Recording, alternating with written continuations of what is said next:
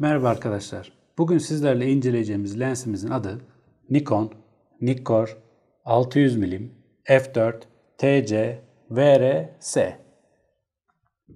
Biraz Fiat Tempra SX-AK gibi oldu değil mi? Bu videoda objektifimizin yapısal özelliklerine ana hatlarıyla değinip bir yandan da kısa zamanda edindiğim ilk izlenimlerimi sizlerle paylaşmak istiyorum. Bu lensle ilgili tüm teknik özellikleri ise videonun sonunda tamamıyla yer vereceğim. Onları oradan okuyup değerlendirebilirsiniz. Şimdi çayınızı ya da kahvenizi aldıysanız hep beraber lensimizi incelemeye başlayalım. Yalnız burada öncelikle bir uyarıyla başlamak istiyorum. Lensimize ileriki zamanlarda gelebilecek güncellemelerde güncellemeyi yaparken TC pozisyonunun kapalı olmasına yani 1x modunda olmasına dikkat etmeniz gerekiyor. Aksi takdirde güncellemeniz gerçekleşmeyecek. Nikon'un kılavuzunda bu şekilde bir uyarısı var. Yani lensiniz özetle 600 mm pozisyonunda olacak. 840 mm pozisyonuna TC aktif edilmiş durumda olmayacak. Nikon Z bayonet tipine geçtikten sonra F tipi lenslerinin karşılığı olan lensleri de üretmeye başladı ve hızlı bir şekilde üretmeye başladı. Bazı alışageldiğimiz sabit oturmuş lenslerin yanında daha önce karşılaşmadığımız aralıkta ve diyaframlarda, diyafram çeşitliliğinde lensler de piyasaya sürdü. Bu yeni tip lenslerle zaten memnun kaldığımız, başarılı bulduğumuz lenslerin kapasitesi, başarı kapasitesi daha da artmış oldu. Bunu ben daha önceki videolarımda 24-70 f4 lensimi size bahsederken söylemiştim. Beni şaşırtan bir lens olmuştu. Gerek sağlamlığıyla, gerek aldığım optik kalitesiyle. Daha sonra satın almış olduğum 400 mm f4.5 lensle ise ağzım tamamen açık kalmıştı diyebilirim. Hafifliği, sağlamlığı, boyutları ve optik kalitesi muazzamdı. 600 mm f4 lensler yaban hayatında artık oturmuş lensler. Tıpkı 500 mm ve 800 mm gibi. O yüzden 400 mm tecrübesinden sonra 600 mm f4'ün de benim için iyi bir seçenek olacağını düşündüm. Şimdi bence bu lensin en önemli özelliği olan TC faktörüyle yani telekonverter faktörüyle lensimizi incelemeye başlayalım. Yaban hayatı fotoğrafçılığında her zaman istediğimiz objeye, kuş ya da bir memeli hayvana yanaşamayabiliyoruz. Bu bazen bizden kaynaklı olabiliyor, bazen de rahatsızlık vermemek adına yaklaşamadığımız durumlar oluyor. Bu tür durumlarda ekipmanımız ne kadar iyi olursa olsun biraz daha desteğe ihtiyaç duyarız. İşte TC yani telekonverter burada devreye giriyor. Telekonverterler yakınlaşma avantajı sağladıkları gibi bazı dezavantajları da peşlerine getiriyorlar. En büyük dezavantajı diyafram kısılması olarak gözümüze çarparken az biraz hız kaybı, keskinlik kaybı gibi problemlere de yol açmaktadırlar. Son dönem çıkan TC'lerde teknolojinin de gelişmesiyle birlikte hız kaybı, keskinlik kaybı gibi konular artık ihmal edilebilmektedir. Ancak diyafram kısılmasının önüne geçilememektedir. Tüm bu diyafram kısılması, hız kaybı, varsa keskinlik kaybı, bunların hepsini bir kenara koyarsak bir de TC'lerin gerek ihtiyaç duyduğumuzda takılması, işimiz bittiğinde de çıkarılması durumları bir süre sonra bıkkınlığa yol açmaktadır. Yani tabiri caizse eliniz TC'ye gitmemektedir ya da sürekli makinenin üstünde taşıma durumunda kalmaktasınız. Bu da tabii ki çekimlerinizi etkileyen bir durum olmaktadır. İşte bu lensin en büyük artısı burada meydana çıkıyor bence. Çünkü dahili TC'si ile birlikte tek bir hareketinizle şu seçiciyi aşağıya indirerek 1.4 TC'yi 1.4x TC'yi aktif hale getirebiliyorsunuz. İşiniz bittiği zaman da yine aynı şekilde şu çentiyi yukarı kaldırarak 1x yani 600 mm moduna geri dönebiliyorsunuz. Tüm teknik avantaj ve dezavantajlarını bir kenara bırakırsak sadece bir harici TC'nin lense takıldıktan sonra gövdeye bağlanması ve işimiz bitince de bunun çıkarılmasında geçecek zamanın karşılığı paha biçilemez.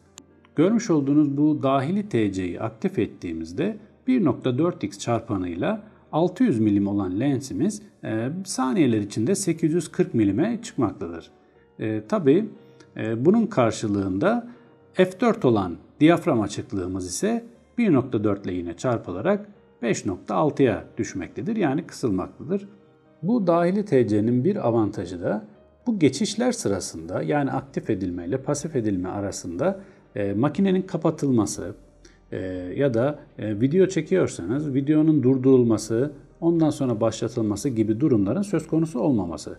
Hem fotoğraf çekerken hem video çekerken anında kolu yukarı kaldırarak aşağıya indirerek aktif pasif duruma geçirebiliyorsunuz.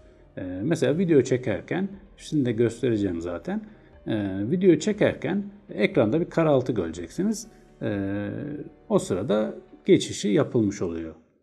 Sevgili Ali Şenel bu lensin tanıtımını yaparken TC'lerin birçok lenste kullanıldığı için genel bir yapıda olduğunu bahsetmişti. Ama bu dahili TC'nin sadece bu lens için özel olarak tasarlandığını, o yüzden de müthiş bir uyumunun olduğunu söylemişti. Bu benim pratikte de yaşadığım bir durumdur. Örneğin harici F tipi kullandığım 1.4x telekonvertörüm 300 milim f4 lensimle kusursuz çalışırken yine ondan aslında daha iyi olan 500 milim f4 lensimde çok iyi bir performans sergilememişti. İşte burada sevgili Ali'nin bahsettiği durum ortaya çıkıyor. Ben bu TC'yi aktif ettiğimde, kendi dahili TC'sini aktif ettiğim haliyle aktif edilmemiş, yani 600 milim ile 840 milim arasındaki farkı söylüyorum. Çekilmiş fotoğraflarında herhangi bir kalite kaybına rastlayamadım. Bunu tabii daha ileride detaylıca yapacağım testlerde sizlerle de paylaşacağım ama ilk izlenim olarak TC'yi korkusuzca kullanabileceğinizi söyleyebilirim. Yabancı forumlarda ya da YouTube videolarında bu tarz detaylar için game changer ifadesi kullanılır. İşte bu dahili TC bu 600 milim f4 lens için kesinlikle bir game changer olarak karşımıza çıkıyor. TC ile ilgili şunu da ilave etmem gerekir. Evet, lensimizde dahili bir TC var ama siz hariçten satılan, şu an Z tipinde iki versiyon var. 1.4x ve 2.0x. Bu telekonvertörleri de yine lensimizin arkasına taktıktan sonra gövdeye iliştirebiliyorsunuz. Tabi bu sefer 2.0 bir TC taktığınızı düşünürseniz 640'ı dahili olarak 1.4 ile 840'a çıkartabiliyoruz. Onu da 2.0 ile 1680 milimetreye ulaştırabiliyoruz. Ama tabii ki az önce de söylediğim gibi diyafram karşılığını vermemiz gerekiyor bunun. F4 olan lensim, F4 olan diyafram açıklığımız önce 5-6'ya çıkacak. Oradan da yine 2 ile çarpıldıktan sonra 13 değerine ulaşacak. Hazır yeri gelmişken şunu da belirtmek isterim. TC takılıyken lensimizin, objektifimizin minimum netleme mesafesi değişmez. Sadece burada bir kaybımız olmuyor, bizi üzmüyor. Bu lensin minimum netleme mesafesi 4.3 metredir. TC'ye takıldıktan sonra ya da dahili TC'yi aktif ettikten sonra da diyebiliriz. Bu 4.3 olan minimum netleme mesafemiz yine 4.3 olarak kalmaktadır. Gövde özelliklerine geçersek, bir kere bu lensi ilk kez çantasından çıkardığımda karşılaştığım kalite hissi buram buram burnuma dolmuştu diyebilirim. Yani öyle bir histi. Lens kesinlikle ben buradayım diyordu. Hatta lensi ilk edindiğimde, elime geçtiğinde bir yemek molası vermiştik. O sırada masaya koymuştum. Onu bir iki deneme çekimi yapıyordum. Eşim şey demişti, siz ne alırsınız Lens Bey diye bir yaklaşımda bulunmuştu. Yani gerçekten masada yerini hak eden, gerçekten kalitesiyle büyüleyen bir lens. İşte bu magnezyum kaplamasıyla ilgili olabilir. S serisi bir lens olarak gerçekten çok başarılı olduğunu söyleyebilirim. Bu gördüğünüz 400 milim f4.5 lens. Bu da çok başarılı bir lens. Ve bu da S serisi bir lenstir. Burada bu şekilde gösteriliyor. Bu da S serisi bir lenstir. Ama şimdi ikisini yan yana koyduğumuzda bu lens gerçekten farklı bir duruşu var. Yani bu S ise bence hak ediyor sonuna kadar S ifadesini. Ama bu S ise buna kesinlikle S Plus gibi bir artı bir ifade kullanmamız gerekiyor. Yani o derece farklı bir lens olmuş. Ayrıca bu muhteşem görünümünün yapısının yanında Weather Sealed özelliği de vardır. Yani objektifimiz toza, suya ve neme karşı dirençlidir. Bu sadece bu bölgelerde değil, bu hareketli parçaların olduğu yerlerde, hatta şu birazdan bahsedeceğim filtre kısmında da aynı koruma söz konusudur. Burada çeşitli contalarla sızdırmazlık, her türlü sızdırmazlık sağlanmaktadır. Lensin bu ön tarafında sarı halkayı görüyorsunuz. Bu bir Nikon klasiği artık. Üst seviye lenslerde Nikon bu sarı halkayı kullanıyor. Parasoley kısmı hariç 437 mm, ön kısmı da en geniş yerde 165 mm genişliğinde ve ağırlığı da sadece 3260 gram. Sadece diyorum, biraz ağır gelebilir tabii, 3260 gram az bir değer değil ama 600 milim hatta 800 milim de diye de düşünebiliriz. Böyle bir lens için bence çok çok iyi bir değer. Evet, benim emektar lensim 500 milim f4 lensim. F tipi bir lens. Gördüğünüz gibi boyutları hemen hemen aynı. 500 milim, 600 milim, hatta 800 milim diyebiliriz. Az önce de bahsetmiştim. Bu lensimin ağırlığı 3880 gramdı. Şimdi ona göre kıyasladığımızda arada da ciddi bir fark oluyor. İşte o yüzden hafif bir lens dedim. Hazır ağırlık kıyaslaması yapmışken bir önceki yani F tipi lenslerdeki karşılığı olan 600 mm f4'lere de bir bakarsak bu tabloda da görüldüğü üzere muazzam bir ağırlık farkı var. Tabii o F tipi lenslerde TC olmamasını da hesaba katmanız gerekiyor. Evet, objektif üzerinden devam edersek bu görmüş olduğunuz fonksiyon halkası diğer halkalardan farklı olarak sürekli dönmüyor. Bunu bu şekilde sola ya da sağa çekip o şekilde kullanıyorsunuz. Bıraktığınızda yerine geri geliyor. Çok kısıtlı bir, yani az bir açı süpürüyor. Sola çektiniz, bıraktınız, eski fonksiyonuna, yani normal çalışma fonksiyonlarına geri dönüyor makine. Mesela buraya pozlama telafi atarsanız sola çektiğinizde pozlama telafi değerleri ufak ufak eksilmeye başlıyor. Aynı şekilde sağa çekerseniz de pozlama telafi değerleri ufak ufak artmaya başlıyor. Bıraktığınızda ise geri dönüyor, sıfırlanıyor. Çeşitli amaçlarla kullanabiliyorsunuz. Bu benim daha önce deneyimlemediğim bir özellik, bir halka. Hatta halka dememek bile lazım belki. Bununla ilgili tecrübelerimi de zaman içinde paylaşacağım sizlerle. Bakalım bize neler kazandıracak. Lens bana ilk geldiğinde bu netleme konumunu geri çağır olarak atanmıştı. Daha önceden şuradaki memory set düğmesiyle kaydettiğiniz bir konuma çekim anında ufak o işte sola ya da sağa çevirme hareketini yaptığınızda anında o belirlediğiniz konuma geliyor. O konuma gelirken de netlik aramadan geliyor. Yani direkt o şekilde hafızaya kaydedilmiş noktaya gidiyor. Bunu tabii daha önceden şu programlanabilir düğmelerde de yapabiliyorduk ama bu bileziğe de halkaya da atamasını yapabiliyorsunuz. Evet, onun hemen arkasında ise Z tipi lenslerde olan kontrol halkası bulunmakta. Bu halkaya da birçok fonksiyonu gene atayabiliyorsunuz. Ben bunu pozlama telafi olarak kullanıyorum. Şu verdiği hisle daha kolay ayarlama yapmama yardımcı oluyor.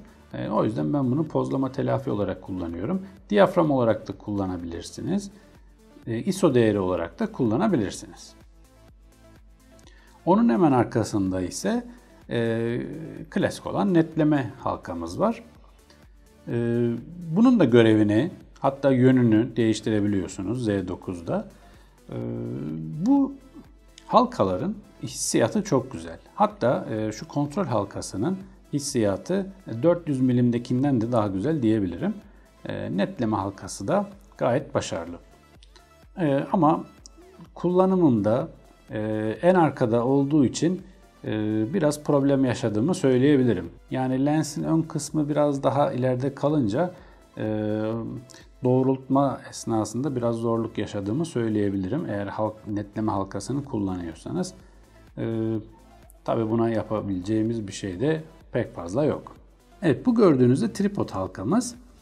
Şuradaki vidayı gevşetip istediğiniz konuma getirdikten sonra gene onu kullanarak sıkıştırıyorsunuz. Üzerinde iki farklı genişlikte vida yeri bulunmakta tripod bağlantısı yapmak için. Ayrıca bu vidanın altında da şurada bir kapak bulunuyor. Bu kapağın altında lensinizi kilitlemek için kullanabileceğiniz bir yer var. Lensi bir yerde bırakmanız gerekirse bir kablolama yöntemiyle bunu bağlayıp bırakabiliyorsunuz. Tabii böyle bir lensi etrafta bırakıp gider misiniz? O da sizin risk anlayışınızla ilgili bir durum. Burada gördükleriniz de fonksiyon tuşları. Bu tuşlardan 90 derece aralıklı tam 4 tane bulunmakta. Bir de lensimizin diğer tarafında burada da bir fonksiyon tuşu daha var. Bunlara farklı farklı atamalar yapılabiliyor. Şöyle kısaca bunları videonun içinde bir yere iliştiririm. Onun hemen arkasında da otomatik ve manuel odaklama için seçim yapabileceğimiz düğme ile hemen altında limitörümüz bulunuyor. Bu netlik limitörü full ayarındaysa lens sonsuzla 4.3 metre arasında sürekli olarak netlik arar. Eğer siz bunu sonsuzla 10 metre arasına getirirseniz bu sefer netleme aranacak aralık yarıya düşürülür. Sadece 10 metre ile sonsuz arasında netleme aranır. Çekeceğiniz obje sizden uzaktaysa zaman kazanmak için bunu kullanabilirsiniz. Örneğin uzaktan geçen bir kuş olabilir ya da bir aracın uzaktan geçişini çekiyor olabilirsiniz. Bu işe yarıyor. Bir de genel bir eksiklik olarak Nikon bunu nedense bir türlü uygulamıyor lenslerine. Hele hele böyle üst seviye bir lenste bunun olmasını mutlaka beklerdim. Limitör sadece 10 metre ile sonsuz arasında ayarlanmış ama biz kuş fotoğrafçıları özelinde konuşursak ekipmanımız ne kadar iyi olursa olsun, milimetre değerleri ne kadar yüksek olursa olsun biz her koşulda kuşa yakın olmayı tercih ederiz. 10 metre de bir kuş fotoğrafçısı için aslında çok büyük bir mesafe. Biz bu lensin 4.3 metre olan netleme mesafesini biraz daha yukarı taşıyarak örneğin 5 metre, 5.5 metrelerde kuşa yakın olacak şekilde pozisyonumuzu alırız. Ya da ben en azından bu şekilde yine kendimi pozisyonlayacağım. Ama bu durumda bazen fokusun arkaya kaçma durumlarını da yaşayabiliyoruz. İşte bu az önce bahsettiğim limitör 10 metre ile minimum netleme mesafesi arasında da koyulmuş olsaydı ben bunu ayarlamış olacaktım ve daha kısa ve daha net, daha kararlı bir fokus elde etmiş olacaktım. Ne yazık ki bu lensimizde de Nikon bu limitörü kullanmayı tercih etmemiş. Burada görmüş olduklarınız ise aynısı karşıda da var. Lensimizi taşımak için askı bağlantı noktaları. Lensimiz çok ağır olduğu için bu şekilde gövde üzerinden taşımak çok doğru değil. Ben bunu başka lenslerimle 400 milimle de kullandığım için bir problem yaşamıyordum. O yüzden gövdeden kullanıyordum ama bu lensi eğer omuzda taşıyacaksanız bağlantısını mutlaka lens üzerinden yapın. Aksi takdirde bütün yük bayonete binmiş olacak. Bu üst seviye makine ve lens arasında problem olacağını sanmıyorum ama biz elimizden gelen özeni göstermeliyiz. En arkada ise filtre yuvasını görüyoruz. Şu çentiyi yukarı kaldırıp çevirdikten sonra şu şekilde bir yapı ortaya çıkıyor. Buraya 46 mm geniş çapındaki filtreleri koyup lensimizde kullanabiliyoruz. Buraya ND filtre de koyabilirsiniz. Polarize filtre de koyabilirsiniz ihtiyacınıza göre. Ayrıca Nikon'un özel olarak üretmiş olduğu ismini bakmam gerekiyor. CPL460 model filtreyi de direkt olarak buraya takabiliyorsunuz. Onun şu üst kısmında bir ayar yeri bulunmakta. Polarize filtreyi de o şekilde kullanmak en doğrusudur zaten.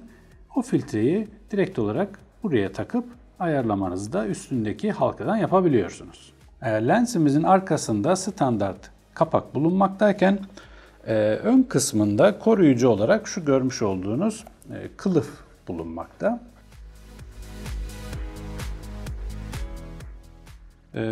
Lensi taşırken şu şekilde parasoleyi açıyoruz. Çıkartıp ters olarak üstüne takıyoruz. Yuvasına oturttuktan sonra gene bu vida yardımıyla sıkıştırıyoruz. Onun da üstüne şu kapağı cırtını açtıktan sonra yerleştirip bu şekilde kapatıyoruz ve gayet güzel bir koruma sağlıyor. Bu da bir Nikon klasiği. Tekrar diğer tarafa geçtiğimizde beni en çok memnun eden ve bu lensi öne çıkaran TC kısmını görüyoruz. Az önce bahsettiğim gibi 1x modunda yani 600 mm modunda, bu kolu aşağıya çektiğimizde ise 1.4x yani 840 mm moduna geçiş yapabiliyoruz. İşte dahili TC'mizin hareketini sağlayan bölümde şu kabarık kısım. Burada da az önce ufak ufak değindiğim Memory Set düğmesi bulunmakta. Memory Set ile herhangi bir netleme konumunu hafızaya alıyorsunuz. İsterseniz bu fonksiyon halkasıyla, isterseniz de şu fonksiyon düğmelerinin biriyle o kaydettiğiniz konuma anında geçiş sağlayabiliyorsunuz. Evet, bu da lensimizin çantası. Lens bu çantayla geliyor sadece.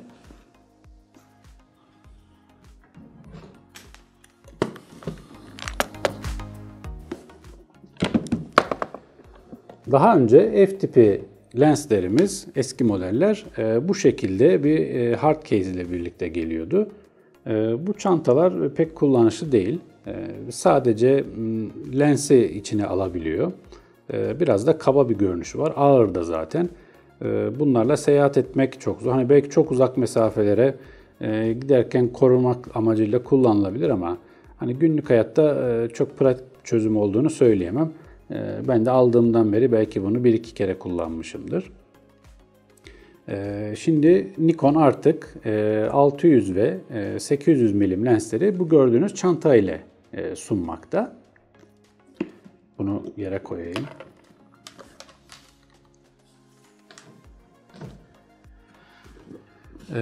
Çantası gayet güzel ancak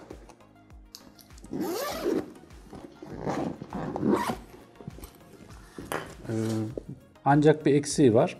Bu da sadece lensi taşıyacak şekilde tasarlanmış.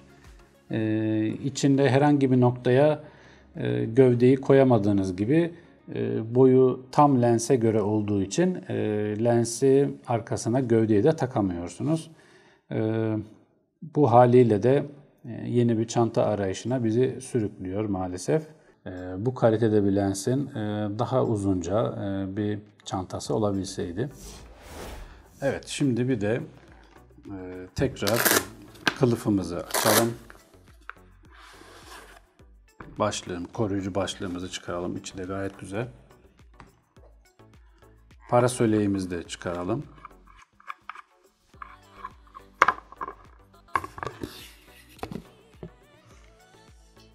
Evet, lensimizin çıplak hali bu şekilde. Kullanımda parasoleyi bu şekilde yine takıp yuvasına oturttuktan sonra iyice sıkıyoruz. Lensimiz bu şekilde kullanıma hazır hale geliyor. Parasoley hem lensin ön kısmını ki oldukça büyük 16,5 santim genişliğinde söylemiştim. Dış etkilerden koruyor hem de çekim esnasında etraftan gelebilecek, makineyi yanıltabilecek, çekimimizi etkileyecek, işimize yaramayacak ışınların da lensin içine, daha doğrusu makinenin sensörüne ulaşmasını engelliyor. Evet, lensin kabaca ana hatlarıyla özellikleri bu şekilde. Şimdi ilk izlenimlerimi toparlarsam, AF başarısı için lensin beni ziyadesiyle memnun ettiğini söyleyebilirim. 400 milime göre daha fazla yakınlaştırma sağladığı için kadraj içinde obje daha iyi görünüyor. Bu da doğal olarak daha iyi bir netlemeye neden oluyor. İlk açılışta da söylediğim gibi kalite hissi muazzam. Gerçekten her yönüyle kendini fark ettiren özel bir lens. Hoşuma giden diğer özelliğini bahsetmiştim ki bence bu lensin en önemli özelliği dahili TC'si. Müthiş zaman kazandırıyor. Kullanmadığımız zaman TC'yi çıkartalım, lazım olunca tekrar takalım derdinden bizi kurtarıyor. Ve başarısı ilk gördüğüm kadarıyla, ilk baktığım sonuçlardaki haliyle muazzam. Kesinlikle korkusuzca TC'yi açıp kapatabilirsiniz. Bu lens Nikon'un artık en üst seviye lenslerinden biri olduğu için objeye uzak kalsanız bile müthiş bir detay sunuyor size. Bu da yine bizim için, yani kuş fotoğrafçılar için, yabana ait fotoğrafçılar için önemli bir detay. Lens ilk geldiğinde ben bazı denemeler yapmıştım. Işık koşulları oldukça kötüydü. Sadece bir neler oluyor, ne veriyor bana diye bakmak istemiştim. 1/15 değerlerinde muazzam sonuçlar elde ettim. Şimdi bunların hepsini videonun sonunda koyacağım, göstereceğim sizlere. 1/15'te 600 mm'de, 840 mm'de uzakta bulunan birisinin gözünün kirpiklerindeki detaylara hayran kaldığımı söylemem gerekiyor. Ve bunları 1/15, 1/20, 1/100 gibi değerlerde elde ettim. Bu lensin hem optik başarısını hem de VR'sinin dengelemesinin müthiş olduğunu gösteriyor bize. Bir diğer artısı da lensi taşıdığınız zaman ağırlığının çok iyi bir şekilde dengelendiğini görüyorsunuz. Bu sizi arazide yormuyor. Ne geriye düşüyor ne öne düşüyor. Kesinlikle mükemmel bir taşıma sağlıyor. Arkadaki gövdenin ağırlığıyla da birleşen bir özellik tabii ki bu. Bu da arazide bir artıdır. Bir de çok fazla bahsedeni görmedim ama bu tutacağın altında yumuşak bir kısım var. Bu da uzun süreli taşıma durumlarında elinizin yorulmamasını sağlıyor. Ben bunu çok beğendim. Daha önceki lenslerimin hiçbirinde yoktu bu. Bu da çok güzel bir detay olmuş bence. VR'den bahsetmişken, yani titreşim engelleyiciden bahsetmişken bir de makinenin sessizliğine de değinmek lazım objektifin. Bir önceki lensim 500 f4 lensim çok güzel dengeleme yapıyordu ama o zamanki teknolojiyle biraz ses karışıyordu. Mesela video çekimlerimde sessiz ortamlarda kuş çektiğimde kuşla birlikte yapılan dengelemenin de sesi videoya karışıyordu. Şimdi bu lenste böyle bir şey kesinlikle yok. Muazzam bir sessizlikle ve doğrulukla çalışıyor. Nikon çok iyi bir iş başarmış. Artı yönleriyle son olarak söyleyeceğim ise minimum netlemesinin 4.3 metreye düşmesi. Daha önceki f tipi lenslerde f4G olan versiyonda minimum netleme 5 metredeydi. Bu biraz yüksek bir değer ama o zaman koşullar için iyiydi tabii ki. Ancak bu 600 milim f4 lenste 4.3 metreye düşürülmüş. TC aktif edildiğinde ise yine 840 milimde 4.3 metreye netleme yapabiliyorsunuz. Bu da çok başarılı bence. Şu kısa zamanda gene gözüme çarpan eksikliklere değinirsem, birincisi bu bahsettiğim çanta. Çanta çok güzel ama kullanışlı değil. Maalesef bu şekilde belki tekrar satılana kadar evde duracak. Yeni bir çanta almam gerekecek. Çünkü ben gövdeyle birlikte gövde üstüne takılı bir şekilde kullanıyorum. Zaman her şeyi demiştim. Lensi çıkartayım, ona takayım gibi zaman kayıplarını sevmiyorum. Bir diğer konu da bunu 400 milim lensimde de yaşamıştım. Tripod halkasını çevirdiğimizde bu sabit gördüğünüz şu beyaz sabit noktalara geldiğinde herhangi bir his vermiyor. Tam karşılığını bulmak için biraz zorlanıyorsunuz. Mesela bu 300 milim f4 lensimde tam o noktalara geldiğinde bir his veriyordu. Size bir tık yapıyor gibiydi. Daha kolay ayarlama yapılabiliyordu. Bunda biraz uğraşmanız gerekiyor. Bunu söyleyebilirim. Son olarak da dediğim gibi Nikon'un ısrarla koymadığı limitör konusu var. Keşke bu lense bir limitör kullanmış olsaydı. Şimdi sizi video içinde de yer verdiğim çekim anındaki görüntülerle baş başa bırakıyorum. Ben lensi kullandıkça, tecrübe edindikçe daha farklı sonuçları da tekrar sizlerle paylaşacağım. Aklınıza takılan bir soru olursa, danışmak istediğiniz bir konu olursa bana yorumlar kısmından yazabilirsiniz. Umarım bu haliyle sizler için faydalı bir video olmuştur. Tekrar görüşmek üzere, hoşça kalın.